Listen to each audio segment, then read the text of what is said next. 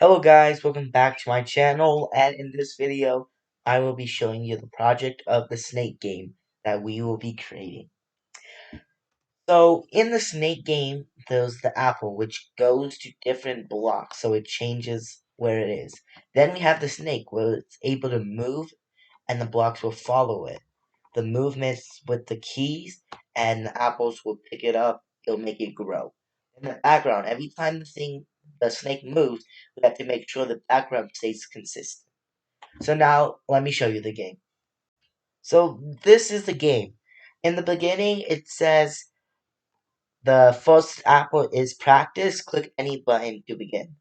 So we click a button, moves, it gets an apple. We move it, follows it, it grows.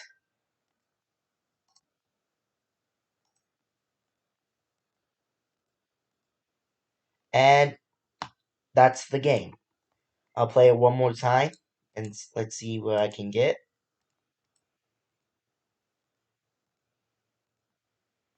And I got one. So that's the game.